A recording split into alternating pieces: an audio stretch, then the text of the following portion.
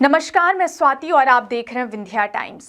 मध्य प्रदेश कांग्रेस के दिग्गज नेता एवं पूर्व विधानसभा अध्यक्ष श्रीनिवास तिवारी की आज 6वीं पुण्यतिथि उनके अमहिया स्थित निज निवास में मनाई गई।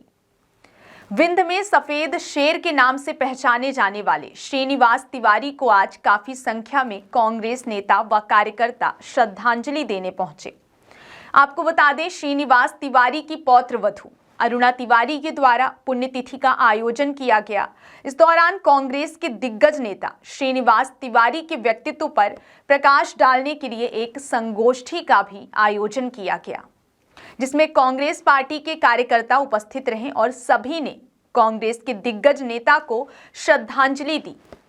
कांग्रेस नेता इंजीनियर राजेंद्र शर्मा ने बताया कि श्रीनिवास तिवारी जी कोई एक व्यक्ति नहीं थे, वह एक विचारधारा थी, एक संस्था थे और रीवा सहित प्रदेश के असंख्य लोग श्रीनिवास तिवारी जी को मानते थे और उनके विचारों से प्रभावित थे।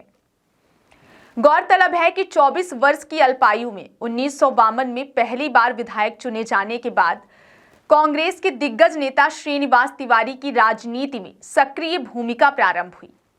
समाजवादी आंदोलन से जुड़े होने के कारण श्रीनिवास तिवारी ने सर्वहारा वर्ग के उत्थान के लिए सड़क से लेकर विधानसभा तक अपनी बात रखी। उन्होंने विधानसभा में कहा था कि विंध्य प्रदेश का अकाल यदि किसी तरह से रोका जा सकता है तो केवल सिंचाई के साधनों को विकसित करने के बाद ही रोका जा सकता है। उन्होंने वनों के संरक्षण, गृह उद्योग, शिक्षा की गुणवत्ता, पंचायती राज के विस्तार, सहकारी संस्थाओं की सक्रियता, विंध्य में विश्वविद्यालय की स्थापना, रेल सुविधा के लिए विधानसभा में लड़ाई लड़ी।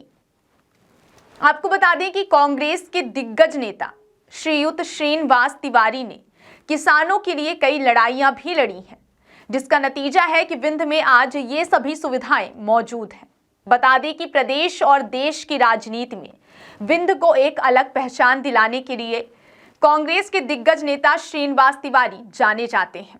दिग्गज कांग्रेस नेता और पूर्व विधानसभा अध्यक्ष श्रीनिवास तिवारी की आज पुण्यतिथि मनाई गई, जहां कांग्रेस के नेता व कार्यकर्ताओं ने श्रीयुत श्रीनिवास तिवारी को याद किया।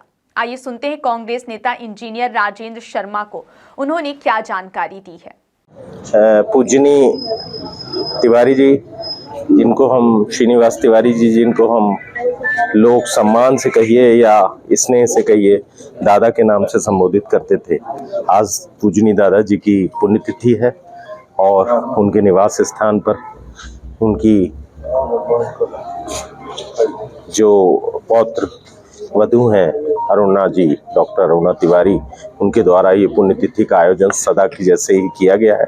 आज हम सब कांग्रेस के साथी यहाँ पर उपस्थित हुए और दादा के कृतित्व और व्यक्तित्व पे प्रकाश डालने हेतु एक संक्षिप्त संगोष्ठी का आयोजन हुआ, जिसमें हमारे कांग्रेस पार्टी के सभी महत्वपूर्ण साथी उपस्थित थे और आज सभी लोगों ने दादा को यहाँ उपस्थित होके अपने शब्दों के माध्यम से और अपनी यादों के माध्यम से उनको विनम्र श्रद्धांजलि अर्पित की।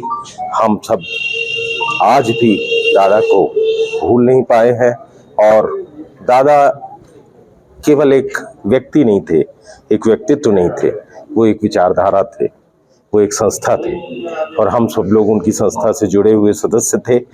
असंख्य लोग रीवा जिले में और प्रदेश में उनको मानने, जानने और उनकी संस्था से, उनके विचारों से प्रेरित लोग पूरे मध्य प्रदेश में हैं। आज हम सभी लोगों की भावनाओं को एकत्रित करते हुए पूजनीय दादा को विनम्र श्रद्धांजलि देते हैं। ईवीएम के विरोध में पंडित जी रहे थे, आज की स्थिति में क्या कांग्रेस पहुंची है? देखिए, अब ईवीएम का तो पूरे राष्ट्रीय स्तर पर इंडिया गठबंधन द्वारा विरोध किया जा रहा है। 1 वर्ष हो गए चुनाव आयोग से टाइम लेते हुए और चुनाव आयोग ने टाइम नहीं दिया।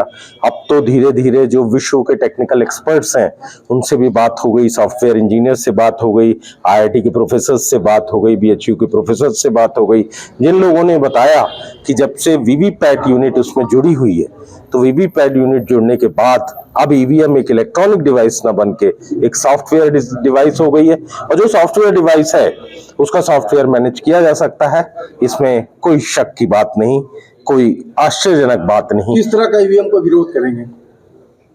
देखिए, ये पूरी कांग्रेस पार्टी का शीर्ष नेतृत्व और इंडिया गठबंधन कर रहा है, वो चर्चा कर रहे हैं और प्रयास करेंगे।